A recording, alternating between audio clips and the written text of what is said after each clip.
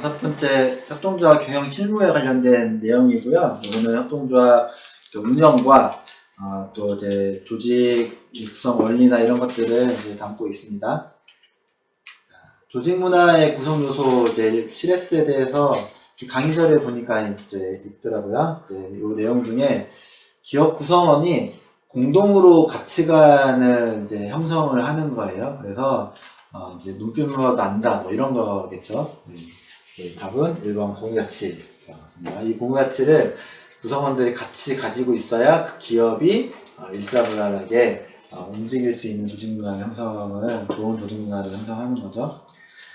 다음은 탈산업화 시대로 가면서 나타나는 현상을 설명한 것입니다. 틀린 것은 생산자 중심 시장은 고객 중심 시장으로 변하고 있죠. 네. 맞죠. 2번은 이해관계자 상호간 헌신과 공동선을 추구하는 사회에서 인간을 자원으로 간주하고 이기적 이익을 추구하는 사회로 변하고 있다. 네. 반대로 된 것 같죠. 과거에는 이제 생산자 중심의 시장이었기 때문에 노동력은 그냥 자원, 그리고 이제 만들면 팔리는 시대였다가 이제 한 사람 한 사람을 중요하게 생각하고 그 사람이 뭘 원하고 어떤 가치를 원하는지를 이제 생각하면서 만들어야 팔리는 시대인 거죠. 그래서 반대죠. 인간을 자원으로 간주하고 이기적 이익을 추구하는 사회에서 이해관계자 상호 간의 헌신과 공동선을 추구하는 사회로 변화하고 있는 거죠. 제조업 중심에서 서비스 지식 정보 산업으로 변화하고 있고, 생산성에서 창의성 중심, 그리고 이제 제로성 경제에서 사회적 경제를 추구하는 이제 가치로 변화하고 있는 게 지금의 이제 사회라고 이제 보고 있습니다. 사업처를 진단하는 컨설턴트 자세는 옳지 않은 것은 4번이죠. 최소한이 아니라 이제 최대한의 경영적 진단 기법을 활용을 이제 하셔야 될 것 같습니다. 손익분기점의 분석에 관한 설명으로 이제 옳지 않은 것은, 손익분기점은 일본에 있는 항목처럼 이제 매출액, 매출 이익과 영업비용이 이제 일치하는 시점이 손익분기점이고요. 손익분기점이 높을수록 경영위험은 높은 거죠. 네. 손익분기점이 높다는 얘기는 매출이 높아야 된다는 얘기니까 이제 경영위험이 이제 높은 거죠. 답은 이제 2번이 되겠습니다. 네. 3, 4, 5번은 이제 지문을 좀 참고하시면 되겠습니다.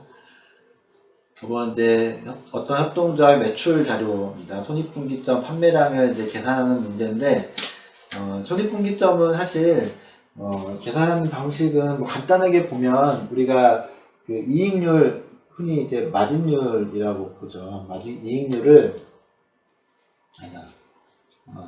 고정비를 이제 이익률로 이제 나누는 게 우리 손익분기점이라고 이제 보시면 돼요. 그래서 고정비가 얼마고 이익률이 얼마인지, 또는 우리 목표이익을 계산할 때는 고정비에다가 목표이익을 이제 더하면 되겠죠. 일단 손익분기점은 이렇게 계산을 이제 하게 됩니다. 그러면 고정비가 얼마고 이익률이 얼마인지를 이제 이제 봐야겠죠. 여기서는 일단 고정비는 200만원으로 이렇게 주어졌고, 이제 이익률은 이제 단위당 변동비가 4,000원, 단위당 판매가가 8,000원, 그러니까 이익률은 50%네요. 그러면 이 회사의 손익분기점은 400만원 매출이 손익분기점이에요. 그러면 한 개 가격이 8,000원이니까 400만원을 8,000원으로 나눠보면 이제 답이 나오겠죠? 답은 1번이 되겠네요. 재무적 부실증으로 옳지 않은 것은 이제 살펴보겠습니다. 일단 기업의 자산 가치가 부채 가치보다 감소한다. 이러면 큰일 나는 거죠. 네, 부채가 더 크다는 거니까. 네. 과다한 금융 비용이 발생하는 것도 이제 맞고요. 재고 자산이 감소한다는 것은 재무적 부실 징후라기보다는 매출이 급격하게 증가했다는 징조니까 뭐 이제 부실하다고 이제 볼 수는 없죠. 재고 자산이 감소입니다. 재고가 준다는 거는 그만큼 많이 판다는 얘기잖아요. 더 좋은 거죠. 물론 이제 소비자 불만은 이제 높아질 수 있겠죠. 재고가 줄어들면. 네, 사러 왔을 때 재고가 없으면은 이제 불편할 테니까요. 7번은 왜 7번이 없지? 7번은 제가 그냥 읽어드리겠습니다.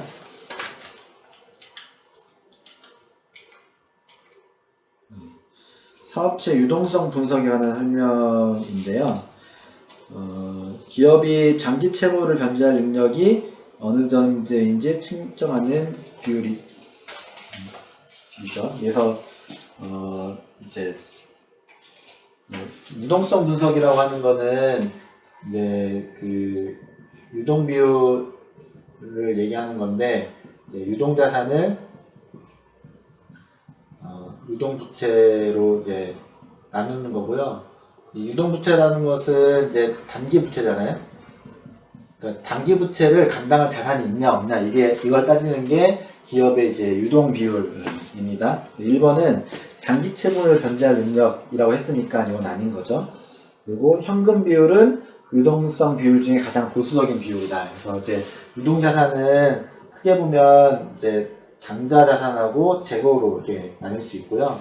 당좌는 현금하고 비현금이 이렇게 있을 수 있죠. 비현금이라는 얘기는 뭐 채권이나 이런 걸 얘기하는 겁니다. 그래서 이제 부채는 현금으로 갚아야 되는 거죠. 그래서 부채를 갚아야 될 시점에서는 재고로 있거나 비현금이 있는 것들을 현금으로 바꿔야 되기 때문에 현금이 얼마나가 있는지를 보는 게 현금 비율이고, 이게 가장 유동 비율 중에 보수적인 비율이라고 이제 볼 수 있는 거죠. 답은 이제 2번이 됩니다. 자, 8번 볼까요? 조직의 혁신을 위한 환경 요소로 이제 볼 수 없는 것은 이라고 이제 되어 있는데요. 유기적 조직 구조가 이제 필요하죠. 네. 그러니까 이 조직에 있는 다양한 이제 인적 그 구성원들이나 또는 자원들이 서로 이제 그 일사불란하게 유기적으로 이제 구성이 되어 있어야 이제 혁신에 용이하겠죠.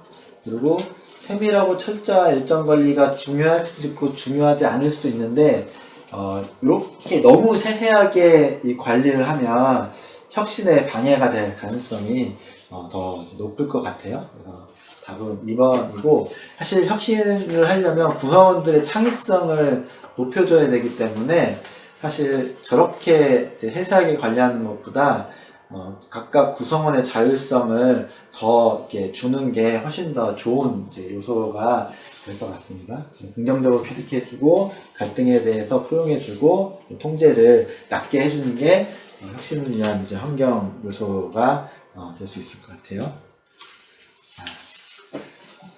어떤 협동조합은 사옥을 이제 매입해서 1층은 100만 원의 임대를 주고 2층은 사무실로 사용하고 있는데 1층에 판매장을 둘까 고민하는 거예요.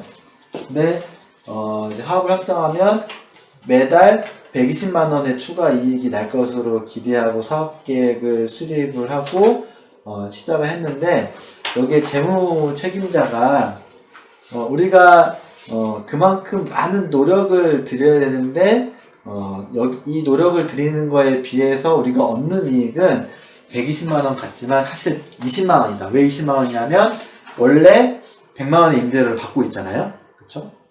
그러니까 요거는 빼야 된다 이런 거예요. 그래서 이걸 빼면 20만원만 추가 이익이다 라고 설명하면서 이 20만원의 이익 때문에 우리가 이거를 해야 되는지 안 해야 되는지 고려 다시 한번 해봐라 라고 이제 주문했다는 거예요. 120만원에서 20만원 떨어진 이유는 이 100만원을 뭘로 보냐면 비용으로 받다는 거고, 이런 비용을 우리가 기회비용 이렇게 이제 부르죠. 거기에 대한 설명입니다. 자, 협동조합에서 자본예산을 편성하는 목적은 여러가지 이제 목적이 이제 있을 수 있어요. 우리가 자본을 확보를 해야 시설 투자를 할 수 있는데, 그러려면 조합원들이 출자해야 되잖아요. 출자하기 위해서 조합원들의 의견을 끌어내야 되는데, 그러려면 이제 우리가 이런 자본이 필요해요 라고 이제 어떤 안을 상정을 이제 해야 되는 거죠. 그래서 1번, 2번, 3번 이런 것처럼 조합원들이 공동으로 나설 수 있도록 하기 위한 이제 필요인 거고요. 출자에 대해서 이제 배당을 해줄 수 있는지 없는지는 자본재산을 가지고는 이제 알 수 없는 거죠. 오히려 우리가 이제 이 자본을 확보하면 어느 정도의 수익이 날 거다, 이런 예상치가 있어야 이제 가능한 거고, 자본재산을 편성한다고 되는 건 아닌 것 같습니다. 답은 4번이고요. 협동조합의 민주적 관리를 위해서 필요한 요소로 이제 맞지 않은 것을 이제 고르는 문제인데, 이게 이제 문제에 이제 오류가 좀 있었어요. 그래서 이제 다 이제 맞는 걸로 이제 체크를 했는데 답은 5번이에요. 그 얘기는 1번부터 4번까지 다 맞는다는 거죠. 그래서 민주적 관리가 되려면 일단 조합원들 사이의 균형이 잘 맞춰져 있어야 돼요. 기본적으로 출자도 그렇고 사업을 이용하는 비율도 그렇고 조합원들이 가지고 있는 지식의 수준도 그래요. 그래서 이제 그런 요소들이 다 같이 형성되고 있는지를 이제 보자, 이런 겁니다. 그래서 단순히 1인 1표를 준다고 민주적 관리가 되는 게 아니다, 이런 요소들을 이제 설명을 좀 하고 있습니다. 문제 5번이 이제 인쇄과정에서 빠져가지고 문제가 잘못됐지만 중요한 내용이니까 한번 이제 보시면 좋을 것 같습니다. 자, 효과적으로 회의를 운영하는 요령이라고 할 수 없는 것. 이제 회의는 뭔가를 결정하기 위해서 이제 하는 거죠. 그래서 회의를 하기 전에는 충분히 회의 전후가 있어야 된다고 생각해요. 그래서 또 이제 회의라고 하는 요 단위에서는 우리가 결정을 하는 거고, 이 회의할 때 빠르게 결정하는 게 중요하고, 그럼 결정 이후와 결정 이전이 있어야 돼요. 토론은 회의 들어가기 전에 일정 기간의 안건을 공개하고 토론할 수 있는 시간을 두는 게 이제 좋고, 그 기간 동안 충분히 여론이 형성이 돼야 되는 거죠. 그리고 그것들을 수렴해서 회의 때는 빠르게 결정하고, 그리고 이제 이 회의 때 어떤 결정을 했고 이거를 어떻게 실행할 건지를 정리해서 조합원들한테 알려주고, 그 뒤에 회의 이후에 이렇게 집행될 수 있도록 하는 게 효과적으로 회의를 운영하는 요령이라고 볼 수 있을 것 같습니다. 그렇게 보면 답은 3번이 되겠죠.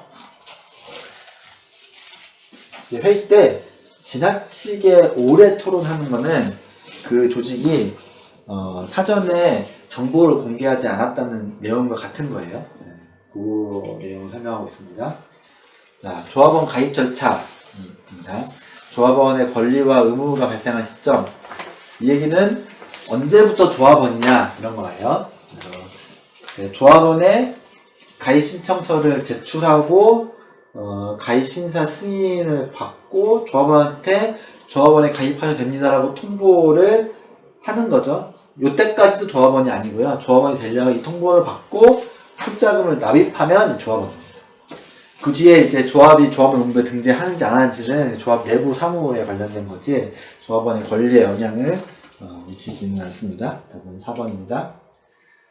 자, 법에서 정한 총회 출석 대리인으로 적합하지 않은 사람은 이렇게 돼 있죠. 답은 이제 조카입니다.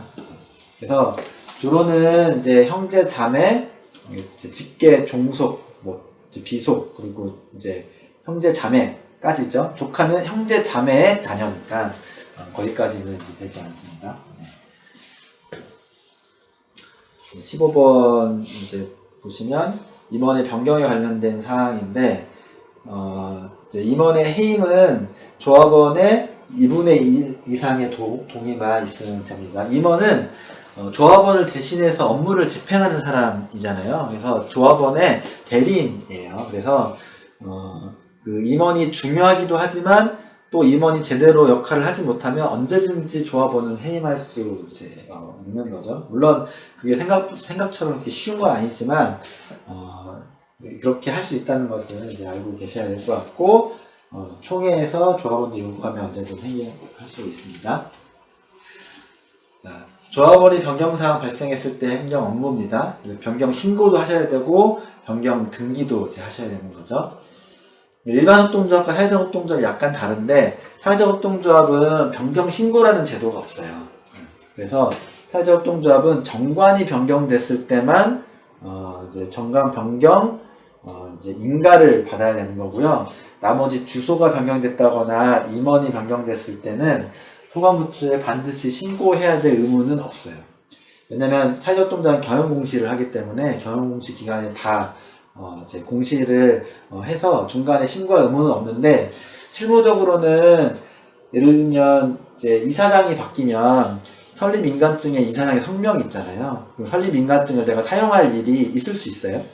이제 그런 것 때문에 소관부처에 재교부 요청을 하는 경우는 있어요. 설립인가증 교체를 위한 뭐 재교부 요청은 이제 하는데, 그거는 그 해당 협동조합의 필요에 의해서 이제 요청하는 거지 의무는 이제 아닙니다.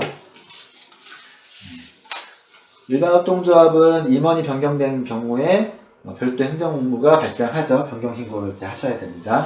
사회적 협동조합의 정관 변경은 소관부처의 신고가 아니라 소관부처의 인가를 받아야 이제 효력이 발생을 하게 되고요. 일반 협동조합은 정관 변경 중 등기사항이 변경이 있을 때에는 관할 행정관청의 인가를 얻어 변경 등기를 해야 된다 되어 있는데, 인가가 아니라 신고입니다. 그래서 일반 협동조합은 신고, 사회적 협동조합은 인가, 이렇게 이제 기억을 하시면 될 것 같아요. 사회적 협동조합의 주소가 변경되었을 때는 소관부처 요청해서 재교부를 받을 수 있죠. 이 설립인가증을 내가 특별히 쓸 일이 없다 이러면 뭐 재교부가 안 받을 수도 있는데, 보통은 이제 많이 씁니다. 사본 제출하는 요구들이 많아서 재교부를 즉각 받아두시는 게 이제 좋을 것 같습니다. 자, 협동조합의 효과적인 운영 방법으로 가장 이제 알맞은 것을 이제 고르라고 하네요. 네. 조합은 만장일치로 사업 방향을 정할 수는 없죠. 네. 토론을 충분히 하고, 그리고 결정해서 집행을 하고, 거기에 설사 반대하는 조합원들이 있더라도 조합원 다수의 의견을 받아서 사업을 진행을 이제 하셔야 되고요. 협동조합은 결사체이자 사업체죠. 그래서 결사체로서의 편익을 얻기 위해서 사업체 이제 능력에 걸맞는 전문 경영인을 두는 게 바람직할 것 같아요. 한번도 이제 비슷한 설명입니다. 조합원이 경영자를 감시를 이제 해야 되는 거죠. 조합원은 민주적 토론을 위해 경영자를 효과적으로 통제하기 위한 평가 가이드라인을 제시를 이제 하는 게 좋겠죠. 네. 그래서 이 협동조합의 민주주의는 조합의 경영에 대한 가이드라인과 어떤 준거들을 주는 거고, 그 가이드라인과 준거에 기반해서 전문 경영인이 전문적인 사업을 진행을 하고 조합원들한테 편익을 제공하고, 편익을 제공하지 못했을 때 조합원들이 경영인을 해임할 수도 있는 거죠. 경영자는 거래처와 의사결정할 때 모두 의사의 의견을 받으러 하면 이제 사업이 제대로 진행이 되지 않을 것 같습니다. 자, 이 주식회사와 협동조합의 소유제도와 수익 처분에 관련된 차이를 비교한 겁니다. 네. 주식회사는 투자 위험에 대한 보상으로 배당을 이제 해주죠. 하지만 협동조합은 이 출자에 대한 이자 보상의 의미가 이제 있다고 제가 이제 언론 시간에 말씀을 이제 드렸던 것 같아요. 협동조합은 잉여금 배분에 있어서 이제 이용 실적 배당을 원칙으로 이제 하고, 이거는 가격의 사후 조정, 나중에 할인하는 거죠. 심지어는 구매자가 할인 금액을 결정하는 제도다, 이렇게 이제 이해를 하시면 이제 될 것 같습니다. 이제 협동조합에서는 지분 거래가 안 되기 때문에 출자 지분에 대해서는 조합이 상환할 의무를 이제 지고, 주식회사 그러지 않는 것은 내가 거래할 수 있기 때문이에요. 네.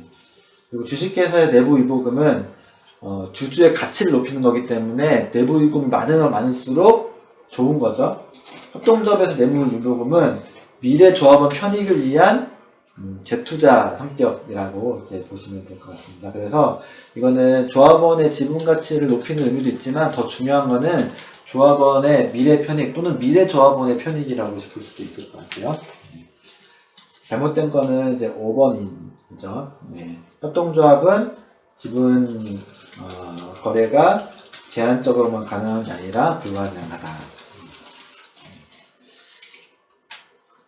협동조합의 지분대장을 작성해야 되는 이유로 이제 알맞은 것은 이게 지분대장을 작성해야 되는 것은 지분을 상환해야 되는데 이 사람의 출자 지분이 얼마인지를 출자금으로 판단하기 곤란하다는 거예요. 출자 가입하는 시기도 다르고 그리고 이 사람이 뭐 이를테면 배당할 때는 이용 실적에 따라 배당하는데 탈퇴 지분을 줄 때는 출자금에 따라서 지분 환급하는 거는 약간 똑같은 내부 유보금을 나누는 건데 모순이잖아요. 그래서 이제 그 해마다 내부 유보금에 대한 지분재단을 작성을 하기를 이제 계속 이제 권유를 이제 하고 있습니다. 그래서 답은 이제 2번이죠. 네. 가치를 손쉽게 평가를 해서 지분 양도를 하기 위함이 아니고 지분 양도가 안 되기 때문에 지분재단 작성을 하는 겁니다. 만약에 가정이지만 지분 양도가 수월하고 거래가 되면 사실 지분대장을 작성할 필요는 이제 줄어들 거예요. 왜냐면 이 시장에서 이제 지분을 거래한다는 얘기는 이제 거래 상대방 서로 간의 합의에 의해서 거래하는 거기 때문에 이제 이 거래를 통해서 평가가 이제 되겠죠. 답은 이제 2번입니다.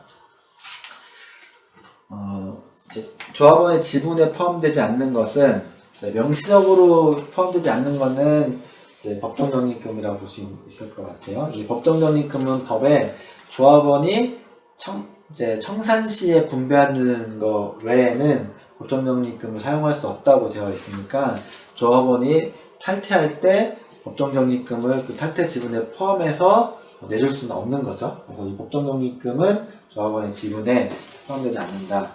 청산할 때는 포함될 수는 있을지 모르겠지만 중간에 탈퇴 지분에 포함되지는 않는다. 이렇게 볼 수 있을 것 같습니다. 네. 자, 이 지문에 있는 내용은 협동조합이 피해야 될 상황이죠. 의무의 이행 없이 편의만 취하는, 지문 뭐 안 읽어도 되겠죠. 의무의 이행 없이 편의만 취하는 상황은 이제 무임승차죠. 이 무임승차자가 많아지면 조합원들이 의무를 이제 수행하지 않게 되는 거죠. 뭐 내가 열심히 하나, 열심히 안 하나 똑같이 하면 열심히 안 하게 되는 거죠. 그래서 무임승차 상황이 발생하면 조합의 경영 환경이 어려워질 수 있을 것 같아요. 네. 자, 총회를 이렇게 했어요. 이렇게 이제 진행한 다음에 우리가 이제 변경 등기를 해야 될 상황들이 이제 생기게 될 것 같아요. 감사보고서나 결산보고서나 사업계획 뭐 이런 것들은 이제 등기랑 관계가 없죠. 명칭이 정권 개설을 했는데 명칭이 변경된 거는 변경 등기를 이제 해야 돼요. 사업의 종류가 추가되는 것도 변경 등기를 이제 해야 되죠. 목적을 변경을 해야 돼요. 임원 정수와 임기가 변경되는 것은 변경 등기 할 필요가 없어요. 이제 임기와 정수는 등기 사항이 아니기 때문이죠. 그리고 차입금 한도의 결정도 뭐 등기하고는 관계가 없습니다. 임원의 선임은 임원이 변경됐으니까 이제 변경 등기를 해야겠죠. 총 3건의 변경 등기 사항이 발생을 하도록 됩니다. 21일 내에 변경 등기를 해야 되죠. 자, 이 협동조합의 기말 재무상태표인데 유동비율과 총자산 이익률을 계산을 하라는 건데, 유동비율은 이 기업이 단기 부채를 감당할 수 있는 능력이 있냐 없냐 이런 것들을 이제 따지는 겁니다. 그래서 전체 유동부채가 2천만 원이고 유동자산이 5천만 원이죠. 5천이고 2천만 원이니까 250%의 유동비율을 이제 보이고 있죠. 총자산 이익률은 이게 총자산이잖아요. 이 총자산을 잘 활용하고 있냐 없냐 이런 거예요. 이를테면 1,000만 원의 자산을 가지고 있는 곳이 100만 원의 이익을 보는 거하고 2천만 원의 자산을 가지고 있는 곳이 100만 원의 이익을 보고 있으면 똑같이 100만 원의 이익을 보더라도 자산이 적은 쪽이 자산을 효과적으로 사용을 하고 있다고 볼 수 있는 거죠. 그래서 이 총 자산을 우리 이제 단기 순이익을 총 자산으로 나눈 게 총 자산 이익률이고 나눠보면 10% 정도가 이제 나옵니다. 네. 이거는 자산의 이제 효과성, 효율성 이런 것들을 따지는 비율이라고 보시면 될 것 같습니다. 자, 24번하고 25번은 이제 가다반 나갈 때 답안이 약간 잘못돼서 나갔습니다. 그래서 다시 이제 그 답안을 이제 확인하시도록 하시고요. 이제 요게 이제 약간 헷갈렸던 게 출자수, 여기는 좌수죠. 그래서 이제 일자 1만 원이니까 이제 5억 원, 뭐 이제 5천만 원, 뭐 이런 식으로 이제 형성이 이제 되어 있습니다. 이제 이 협동조합의 자본합계는 요 이용실적 배당은 여기 이용실적 배당은 모두 출자하기로 했다고 했으니까 얘는 이제 출자금으로 편입이 되겠죠. 지분준비금은 이제 임의적립금이라고 이제 볼 수 있고, 법정연립금이 2천만 원 있습니다. 그래서 총 이제 합계로 보면 1억 원의 내부 유보금이 2천만 원은 외부로 유출되고 1억 2천 중에 2천만 원은 외부로 이제 배당이 되고 1억 2천만 원은 내부에 유보된다고 이제 볼 수 있을 것 같아요. 그래서 총 이제 출자금이 5억 원이니까 출자금 5억 원 더하기 내부 유보가 1억 원 이렇게 돼서 6억 원이 이제 자본 합계로 형성이 이제 됩니다. 네. 제가 이제 답안이 잘못 공개됐기 때문에 다시 채점해서 요게 조정이 되는 분들이 계시면 다시 공부를 하도록 하겠습니다. 25번은 이제 이경 처분 후에 조합원 C의 출자금이죠. 출자금이 변동이 되겠죠. 왜냐하면 이용실적 배당 받은 것을 다시 재출자하는 거기 때문에 C 같은 경우는 1억 5천만 원의 납입 출자금이 있고, 그리고 이용실적 배당을 받은 800만 원을 다시 재출자한 거죠. 그래서 C의 출자금은 1억 5,800만 원이 이제 C의 출자금이 이제 될 거고요. 이 C가 탈퇴했을 때 받을 수 있는 지분은 출자금인 1억 5,800이랑 그리고 지분준비금으로 있는 이제 800만 원을 받을 수 있는 거죠. 그러면은 총 지분은 1억 1,600만 원이 되겠습니다. 이렇게 계산을 하시면 될 것 같고, 요거는 조정을 해서 혹시 이제 이 두 문제 때문에 이제 불이익을 받으신 분 있으시면 다시 정정 공고를 이제 하도록 하겠습니다. 고맙습니다.